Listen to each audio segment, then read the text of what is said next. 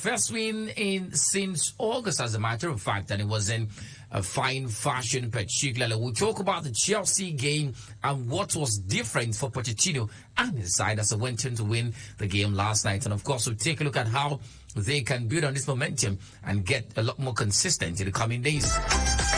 We'll also look at other interesting stories making rounds in the footballing world. Yesterday, match day one wrapped up in the Nigerian Premier Football League. Like Sporting Lagos got the better of Gombe United, 2-0. Well, we'll look at the list of players called up by the coach of the Nigerian national team, Coach Jose Santos Pesero. It's a 27-man list, and we'll look at the notable inclusions and exclusions in the list. We'll also talk about the Liverpool conversation, the VAR story. It continues. Well, Liverpool have officially asked for the VAR audio from that disallowed Luis Diaz goal. We'll talk about the VAR story and, of course, look at the many-sided conversations in it and how we can find a way to avert all of this in the coming days.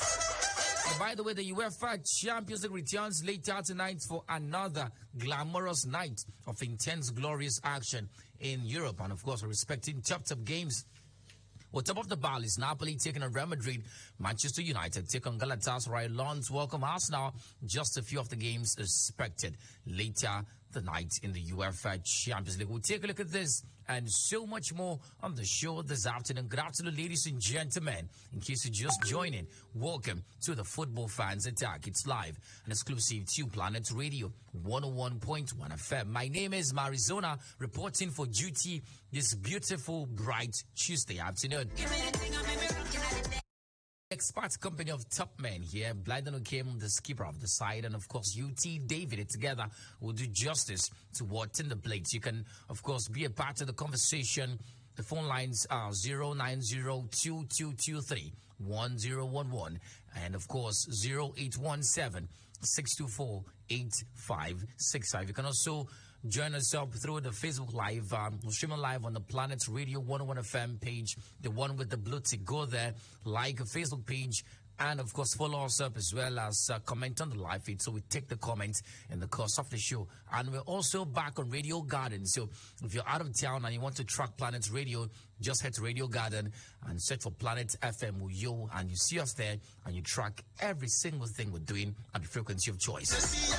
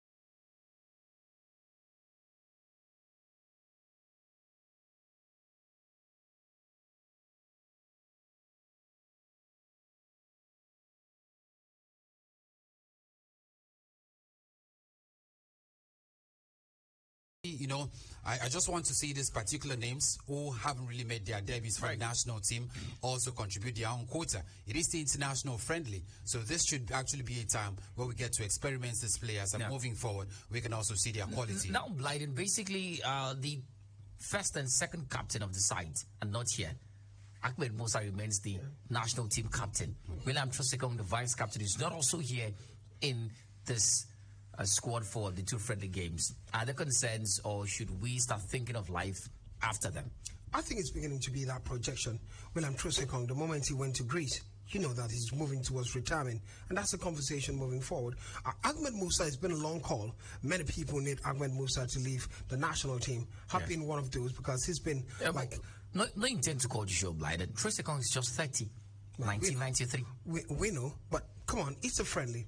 Trosekong was part of the squad that came to you, never really played that game, tried it, had jogged. Fans wanted to see him participate, but it never happened at the end of it. But it's a friendly match. But I want a coach to do something for me in this particular game. Two different teams I want to see. Against Saudi Arabia, it's a more high-profile game for me. Let's see how they can play. You scored 6 against Sao Tome and Principe. Let's see how you can knit the team together with all the superstars coming to the side and play against Sao Tome and Principe. Play against Saudi Arabia. And let's see if we can get a decent result. A decent result would show improvement in the squad. We've been criticizing Josep Pizarro for a while now for the team not being quite solid until they played Sao Tome and Principe. But on the other hand, I want to see the second game. I want to see some players that have not really had a stay in the national team play the second game 3 days after October 18th, after playing the first game against Saudi Arabia. I want to see them take on Mozambique. We're talking about new entry, the likes of Jordan and the rest. Some of those players that are not the biggest of names. Let's see what they can do. The likes of N25. He's not really man the midfield alone. I want to see him man the midfield alone, more with other support, and see how thick the squad is. The likes of, I do not know if Tyrone Boy is in that squad. No, he's not. So some other players that have not really had the opportunity to play, I want to see them play the second game. All right, to talk about new names, there's a new name and a new face in the side. His name is Fisayo Dele Bashiru. Full name Olufisayo Farouk Dele Bashiru. Born in Germany on the 6th of February 2001. He's 22 years of age. He was born in Germany. And of course, he's of Nigerian descent. Well, looking at the man, he's a central midfielder, plays for Hatayspor in Turkey. He played for Man City youth team, just so you know. And then he joined Sheffield Wednesday in the championship in 2020. Played over 80 matches in all competitions for the side. In July this year, he left the side to join up the Turkish side in Hatayspor. He has played 7 games this season for Hatayspor. He scored 4 goals and has 2 assists. He's a younger brother of Tom Dele Bashiru, who played in the Nigerian U20 team. So the expectation, UT, is that he's going to add the new flex to the Nigerian midfield. A midfielder who can create chances, who can score goals. Good addition, right? Absolutely, good addition, and it certainly shows you that we've got quality, basically, as it has to do with these players. It looks like the quality are beginning to add up for us, and it also shows you that Jose Pizarro also has a lot in terms of trying to select the good players and bad players for whatever game plan he has, basically for every single game. So we've always talked about the likes of Alex Iwobi and perhaps the likes of Joe Aribo creating chances for the Spurs of Nigeria whenever we're on national team assignment. So it looks like the man Fisayo can also bring in edge and, of course, a new dimension in terms of creating chances for us moving forward. So that's a good addition and a quality one as well. As wrap-up, Blyden, are the players are looking out for? Well, I'm not looking out for any player, Murray. Really? I think I'm looking at the team for me. This game is a build-up game for the coach. Right. Let's see how, for me, the role of coach is so important in these games of this magnitude, because you get to know your finest of players. You get to try different angles and see how to get the team better moving forward. Who fits into the rock system, especially when playing bigger sides. We're going to go through lots of competition, qualifiers, World Cup qualifiers is coming up, and Nations Cup is coming up. So this is the right time to know who your best players are in preparation for the Nations Cup. And these games for me are like that. It's not all about winning, but winning is fine if they have to win at the end of it. But show class and dominance. Play the kind of football you want to play. Put in grit, cohesion, all together. Be serious about it. It's not just a friendly. It's a preparatory game for all the competitions they have to play. That's all I have to say for it. Anybody in that list, as long as you met the Super Eagles squad, it means you're a good player and you have opportunity to prove yourself and show class and dominance, especially for the young players. I'm more interested in them, the likes of Oyedika, the likes of Jordan and the rest, and the new player you've talked about, Bashiru. I want to see how they can own their own. Amongst these foreign-based superstars, the biggest of names you can think of, the likes of Victor Osimhen. But most importantly, I want to see one player I remember now, Victor Boniface. I want to see him grow and grow with the Super Eagles of Nigeria and become a phenomenal player because he brings something different from the rest of the attackers. We're talking about Awuni. We're talking about Victor Osimhen. We're talking about who else now? Paulo Nacho, if he gets to be called. Yeah. These three strikers look a lot similar. They bring physicality, height, and looking forward to heading the ball. But he brings physicality and tactical perspective to the game, technicality in terms of how he plays and holds on to the ball. And it's beautiful to have him in the national team and the prowess he's doing for Bayer Leverkusen. All right, well, just so you know, as we talk about the Super Eagles list in the coming days, we'll talk about the exclusions and what they mean. Well, the games will come up on the 13th of October. And of course, 3 days later, that the 16th of October 2023. All right, so we'll take calls in if we can. Are you impressed with the list of players scored for the friendly games, and what are you expecting Pesero to do as he has 2 friendly games in his kitty to try to tinker the side and get us a good formation and a solid team, even as we, get into the Afghan and of course the FIFA World Cup qualification series. 09022231011 and 0817-624-8565. We're also streaming live on Facebook. I'm taking comments from there very soon because I'm already seeing comments from the live feed. So go there, drop a comment on the Planet Radio 101 FM with the live feed. We'll take comments in the course of the show. In the meantime, let's take calls in 09022231011 and 0817-624-8565. Good afternoon. Hello.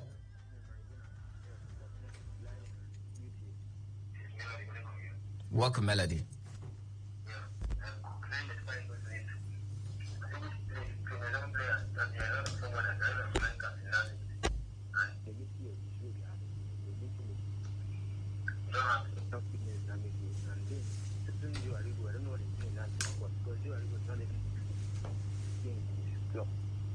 I don't know why he chose for the president is Benchoma not in his club. Then for the things it is a friend, these 2 friendlies, I hope that the coach will not do concentrating on using only the big boys, the ones that are regular. He should try the new hands, the new.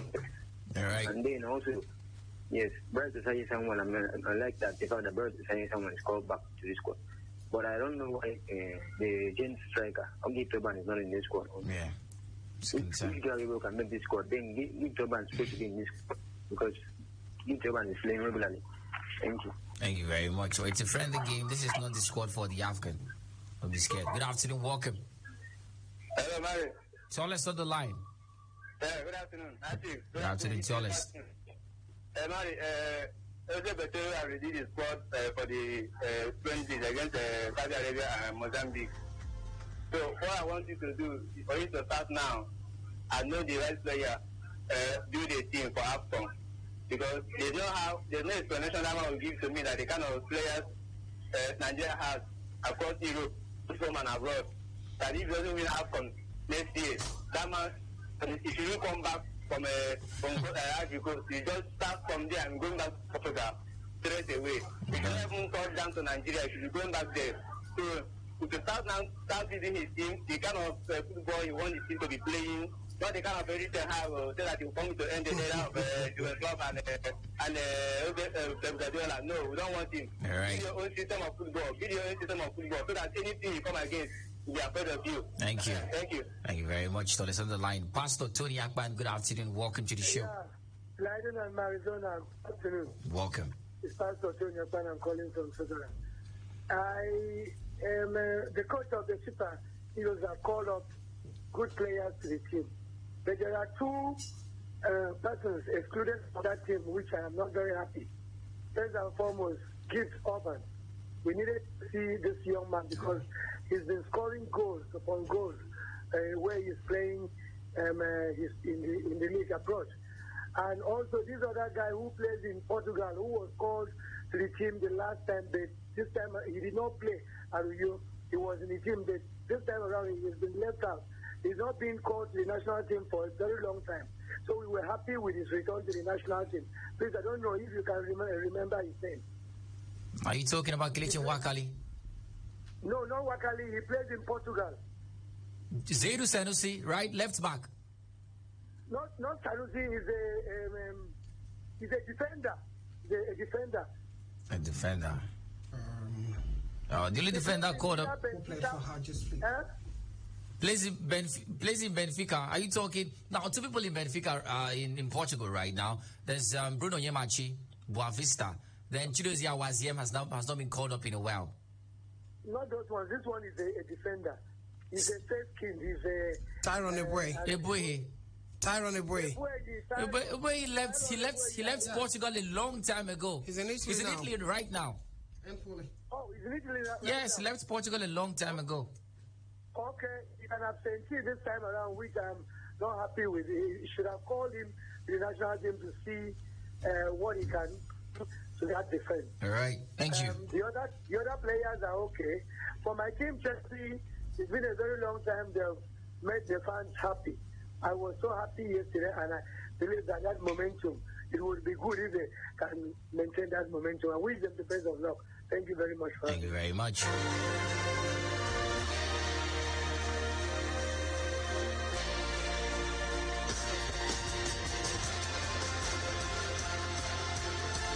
Issue, and he didn't feel comfortable to play the second half. That was the motive, the situation, and that is why we changed for Jan Matson. For him to score his first goal, it was a lovely move with the assist from Levi Colwell as well. You must have been delighted with that. Amazing assist and very good finishing. And so happy for him and for his first goal in Premier League, and of course for Broja after a long period out to feel again the net and to play and starting 11. I think was amazing for him. So happy with all the circumstances. And the team is showing a great belief, and I think we are working really hard, and hope that we can recover all the play for Saturday.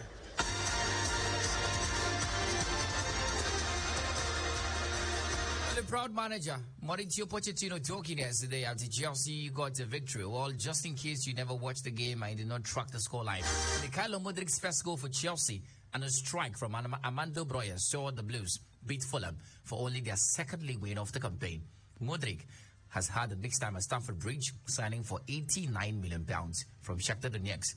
But his first half performance looked as though it could be the turning point in his Chelsea career. We never can tell. Of course, the man scored as well as Broja, who returned from injury after 359. Over 359 days, his last time he scored the goal. Last play for Chelsea, last scored in October 2022. Helped Chelsea to move 11 places at top. Now, there's a lot to talk about from this Chelsea team, but I'll start with you, UT. Your first win in October, and first time having back-to-back wins in a very long time. What was different from Chelsea yesterday night? I think it was actually the approach to the game, and of course the man Mauricio Pochettino also, getting to know that there are certain players he needs to start in the game, and basically we've seen that. I think this is the second consecutive game we've actually seen him start almost the same, lined up basically, and there were question marks already regarding Mauricio Pochettino not really knowing who he starts first, who his first starting 11 players are, and just yesterday we see him almost repeating the same starting 11, and it was actually a good win for Chelsea. Additional faces to the side who we haven't really seen in a long time. Armando Broja coming back from injury and also getting his first start in Chelsea's jersey, particularly this season, scored for them. And prior to this particular game, I think 2 weeks back, Mauricio Pochettino was also talking about taking Mikhailo Mudrik extra training practices in terms of how to shoot. And just yesterday, he scored his first goal for Chelsea after about 2 years, and it makes a lot of sense from that angle as well. Chelsea started brightly. Marco Correa also having a very dominant game. Enzo Fernandez, we also saw him going back and forth into the team, playing more like a box-to-box midfielder. And just yesterday as well, he also proved his mettle. So going forward for Chelsea, they've started this month on a very good note. I'm also expecting them to continue from where they've actually started so far. Right, Joe Blighty, let's talk about the tactical decisions made by the man yesterday, Mauricio Pochettino, especially in the midfield and the attack, because the defense was quite the same. But of course, we saw Enzo Fernandez and Brighton Caicedo. Why do I call him Brighton Caicedo? Moises Caicedo is his name, right?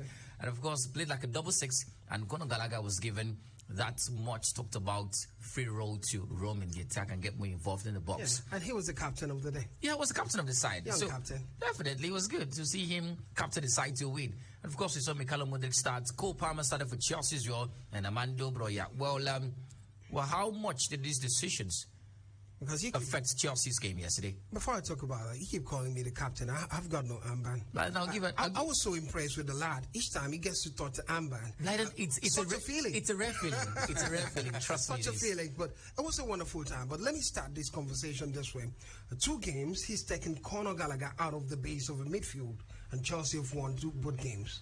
The game against Brighton, it was Caicedo and Ugochukwu in the middle, the baseline, 4-4 you might call it, double six. They call it in football now, but in the streets it's still 4-4.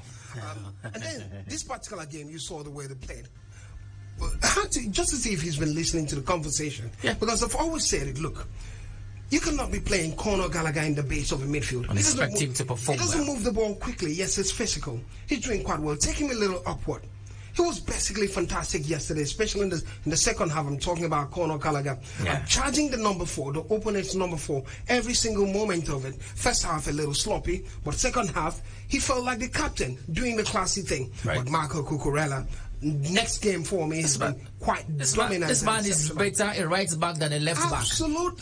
How is that even happening? How did Pochettino know that? And he's really looked like a player without confidence until he turned up at the right wing. UT, let's talk about Broya quickly because there's a lot to talk about. Well, a breath of fresh air for the man. Scored for Chelsea yesterday, gave Chelsea a different dimension in the attack. Well, is he the right man to lead Chelsea's attack over Nicholas Jackson, or are we not ready for that conversation yet? I think it's quite early, basically, to start determining whether or not. I think his greatest concern, basically, since coming back from fitness to full fitness, has always been injury worries.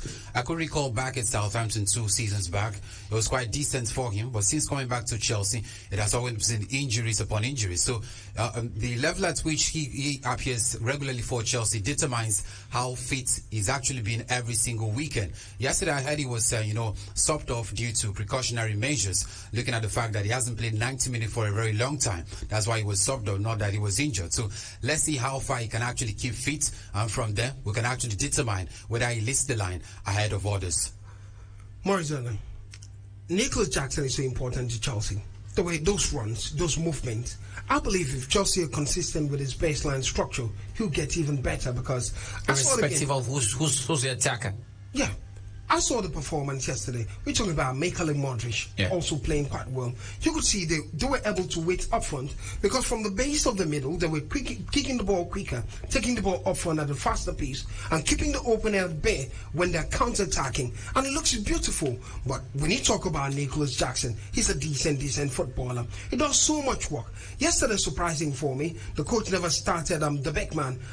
Raheem Sterling never started him. And when he came... Did Chelsea miss Raheem Sterling last night? Not at all, because when he came in the second half, it wasn't a player that I know he should be. I was expecting him to be quite dominant, but never performed to that level. But basically, good win for Chelsea. Good win to build momentum moving forward. Congrats to Chelsea getting the first win of the month, and of course, the first Premier League team to get a win this month, right? That's because they played on Monday. My brother, they don't win. Good afternoon. Welcome to the show. Mary, hi, Chief, another. Welcome to to the show. Mary, yesterday night, Chelsea rose from their slumber. They defeated Fulham, both coming from unexpected source. What's it? It seems they are winning the league, how they celebrated. My neighbor could allow me to sleep with him. Can we say a comeback for Chelsea? Can we say a comeback for Chelsea with how many points in the log? Mary, the run is a daydreamer. I just heard what the run is talking that they can win Champions League. Of all sources, Man United. Tell it to the bank. Thank you for having me. Thank you very much for talking to us. Let's talk to Chelsea fans so he doesn't let us rest as well. Victor, the Sport Oracle. Good afternoon, well, Victor, how do you feel? How do you feel being a fan of Chelsea Football Club right now? Well, that is the moment, because of look at what we really expected and what has been put in place for this season. You thought that Chelsea could have won their match back to back, but it not happened. So throughout teams have been in the league so far this season. So yesterday's winning, at least for a long run, They want the win for the team, and also declare that the young players coming from the academy to join in building up the team. Right. That's a responsibility.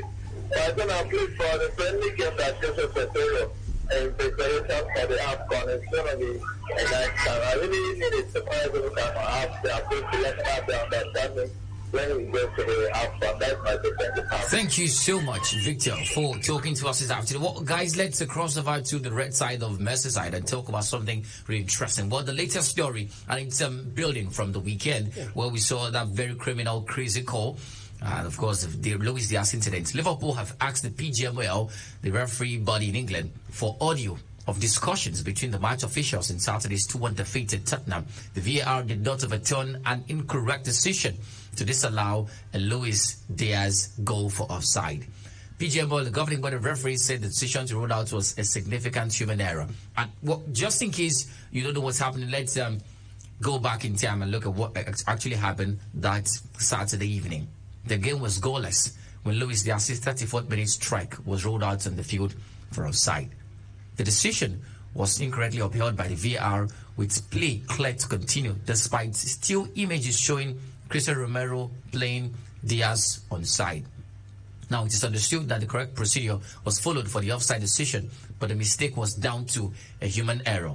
And that's due to a lack of communication between the VAR people and the center referee and all of that. Well, the FA rule states that after play has restarted, referees can go back to review incidents of mistaken identity or red card for serious incidents as violent conduct, but not for offside after play has restarted.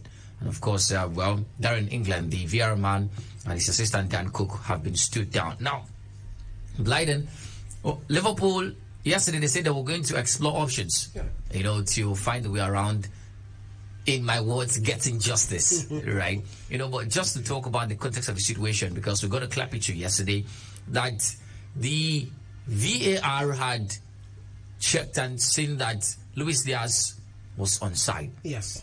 Right? Luis Diaz was onside, and they had agreed that it was a goal. Yeah, they say check over. They said check over, it was a goal. Yes. But there was a glitch in the communication. They never knew the referee actually called for an offside. Yes, the referee, the on-field referee said it was an offside. Yes. Right, so when the referee gave the ruling at the end of the day, they thought that the referee had pointed towards the Liverpool direction, saying it's a goal. Yeah, they thought the referee would point in that direction, saying it's a goal. Yeah. And then when they saw that it wasn't a kick-off in the middle of the pitch, it was more of a free kick as in an offside, there was a panic, because there is nowhere in the rule book that says you stop play after play has restarted. Absolutely, for offside. For offside rules, except for mistaken identity, serious fouls, and if you check the IFAB rule number 10 on VARs, you see that. Just so you know. So now it brings back the reason of the PGML saying it was a human error. Clearly, Blyden, it was a human error and a lack of communication. But then distraction. Distraction too. Absolutely. But then it has cost Liverpool 3 points. Yeah, I agree. I think as you have problems with the word, it cost Liverpool 3 points. Yeah. Because afterwards, Liverpool scored a goal. Yeah. Tottenham Hotspur had to fight back to equalize. Yeah, it was goalless. And then at some point, you realize what really cost Liverpool the 3 points was the fact that they were careless about it. They had 2 red cards in that match, and they couldn't sustain the momentum. But looking at this scenario, the conversation gets to be this: what should be done about it? Yeah. Because now they've come out clean. I'm happy we're having this conversation, because yesterday lots of people criticized me. And they say, oh, Blyden is saying this, always saying this. But now it's happened. And according to information I've heard already, Mari, Liverpool have gotten the audio of it now. So Liverpool are reviewing it.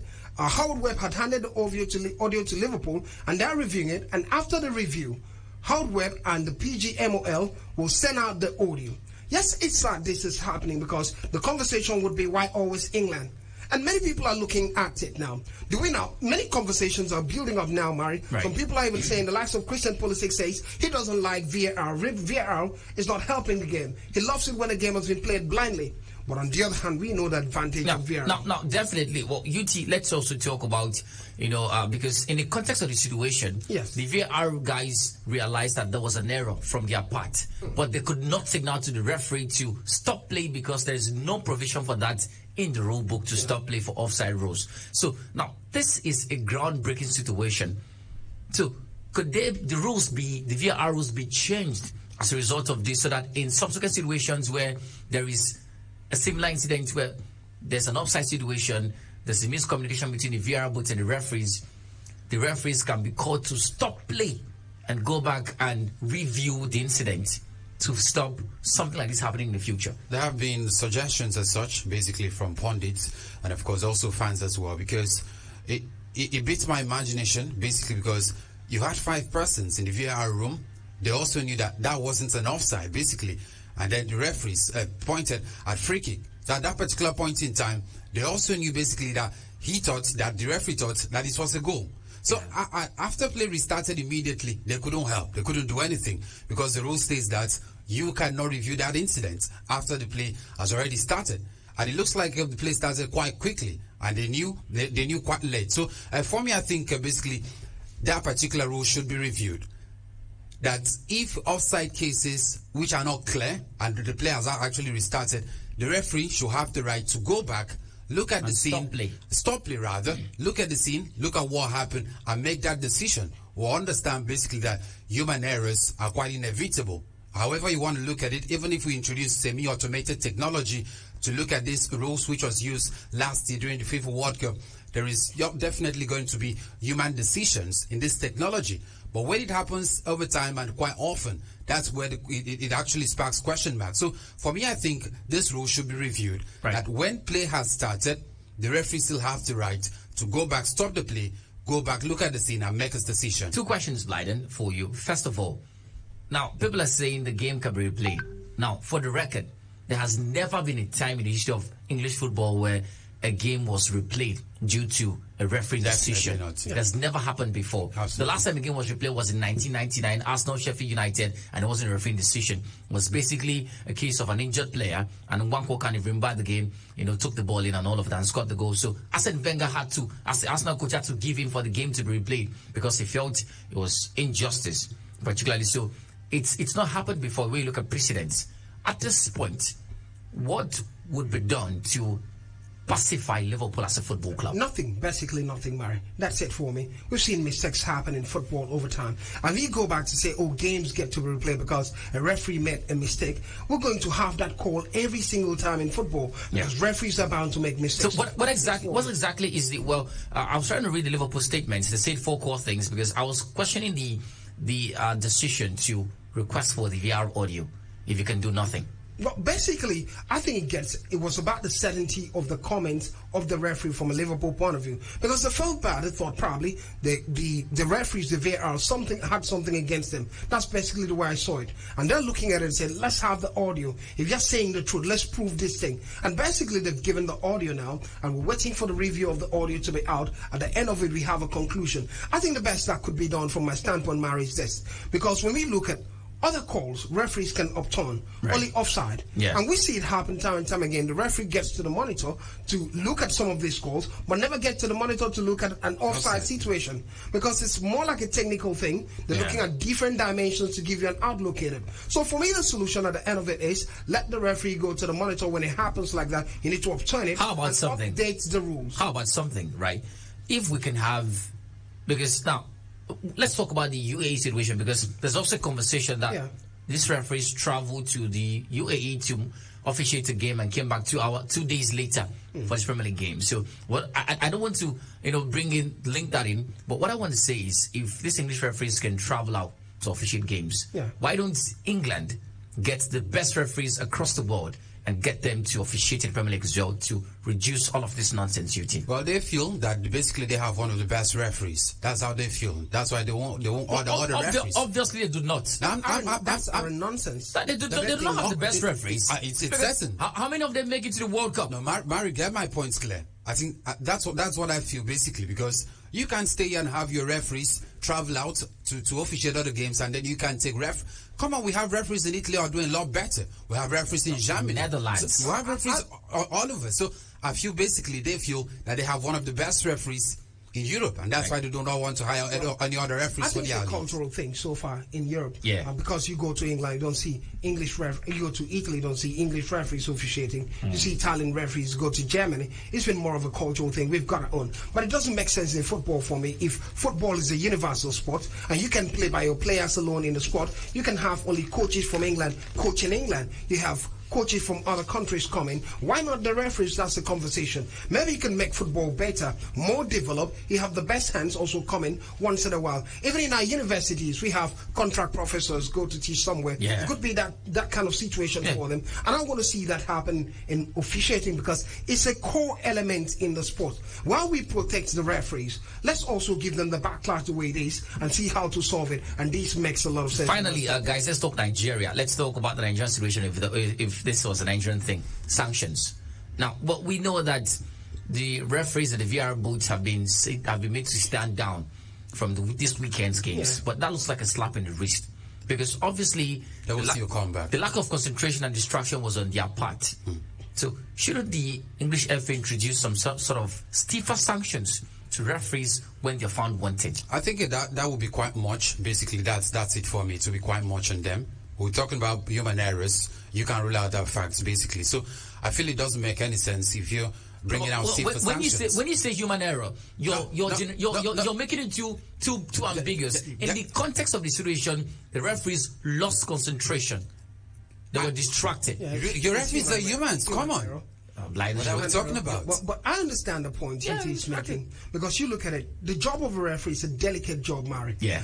You don't have to have a referee that's too careful while taking. You can certainly not. Because come on, these things happen in split seconds. Right. And you don't need a referee that's too careless and casual while doing this job. But I think for me, if they increase the pool of referees, officials, it makes it easier. If you're not playing well, we draw you from the setup. At least for a while, go and train more, go and be better at the job, and it gives you on your toes to be better when you handle. You teach it live feed for us. Let's take calls in the referee situation. 090-2223-1011 and 0817-624-8565. The UEFA Champions League returns later tonight. We'll talk about the Champions League, but let's take calls in right now. Hello, welcome to the show.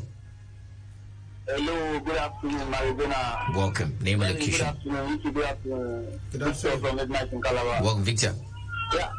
Yeah. Why is it that this thing only happen in England? Every time England. Everything we do mistake. England. This way we do is England. Yesterday I watched Chelsea match. The defender, Thiago Silva, was trying to back Vinicius. Vinicius now elbow him. Yeah. How did not check? It's not right. Let England just take every referee so that you can officiate this match very well. Thank you very much. Hello, good afternoon. Welcome to the show. Hello, what's happening? All right, keep the calls coming in. We're streaming live on Facebook as well. Go there, drop a comment. TUT is going to do us the honors. Good afternoon. Welcome to the show. Good afternoon.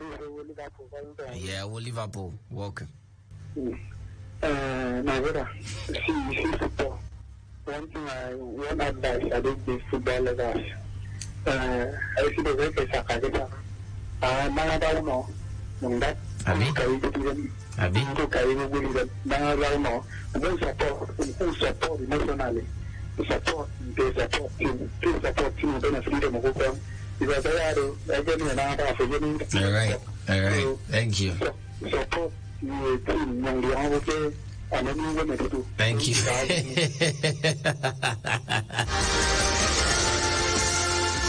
Right. They did not, as a blood didn't care for. And then last season, Arsenal lost a draw again because the goal was given as offside position was given as 1-0. The match was not replayed. Even this season, Man United was rules. The same thing happened. Thank you very much. All right. Thank you so much, Melody. Thank you.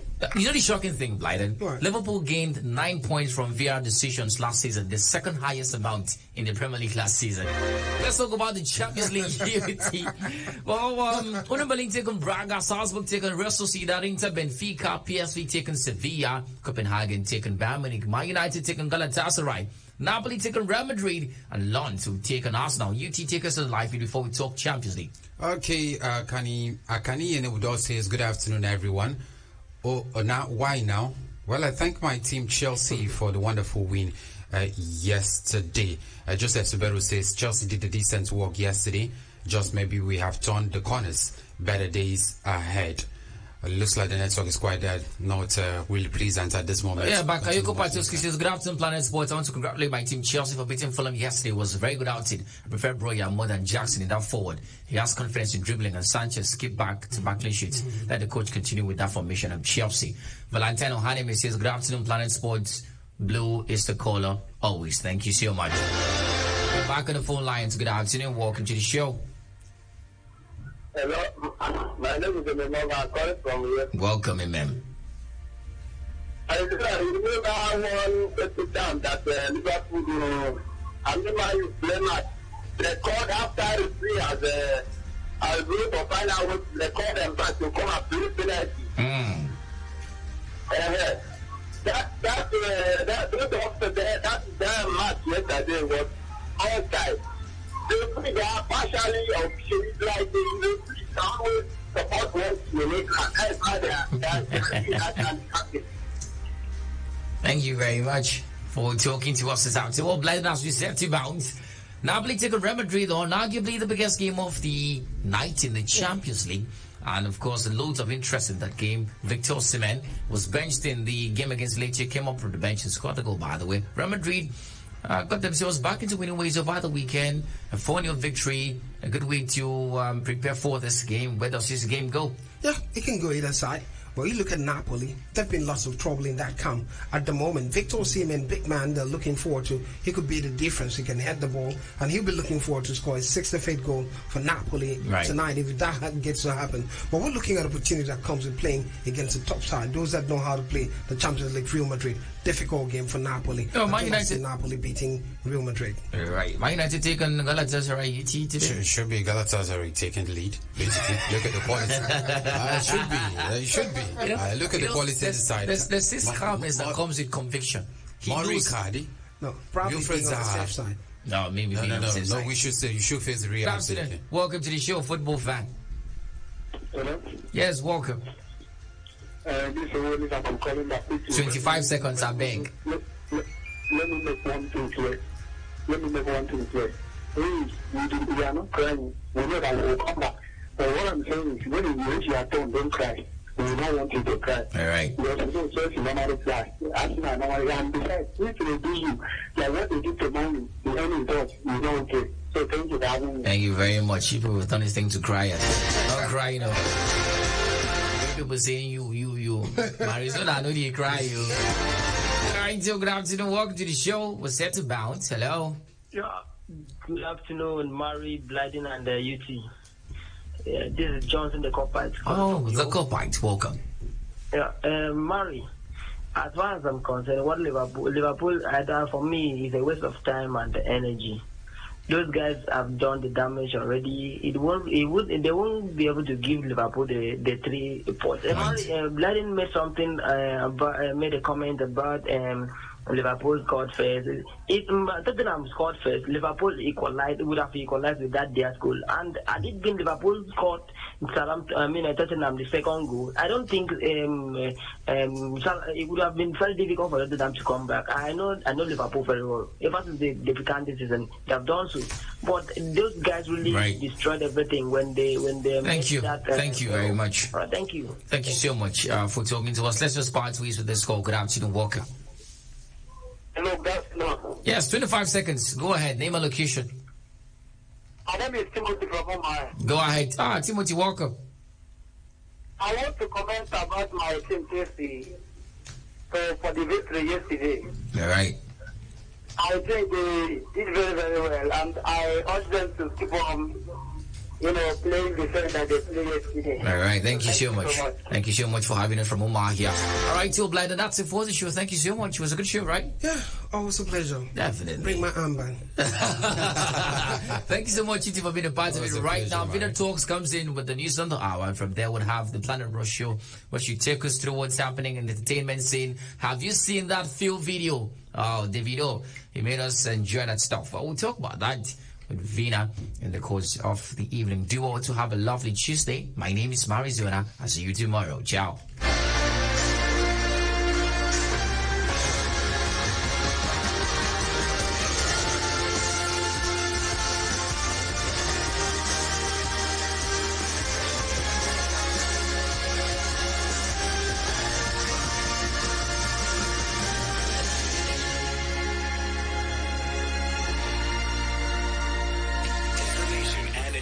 Make a good collabo on Planet Radio 101.1 FM.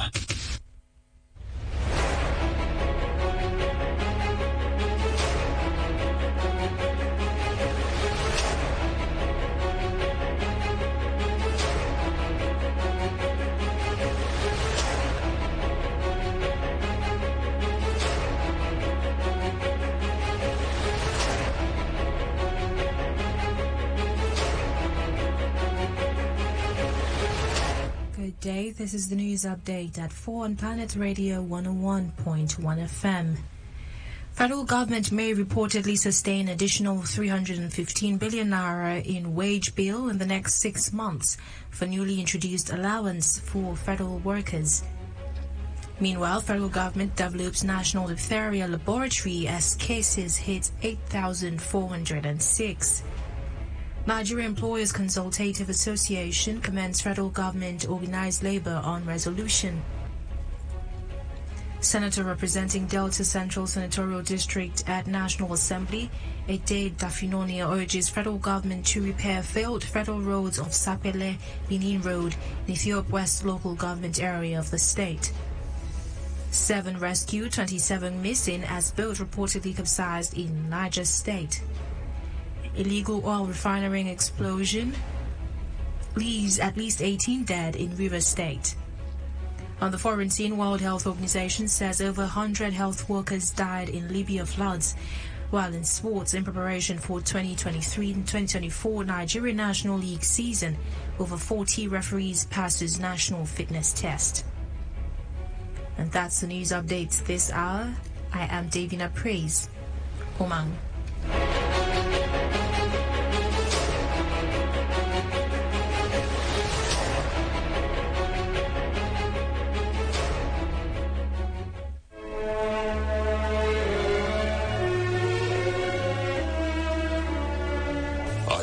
Can be life-changing. Sometimes all you need to open the door is just one more good idea, and they usually show up when you least expect them. Planet Radio, an indigenous radio station, came alive when people least expected it. The first ever private indigenous radio station in the great state.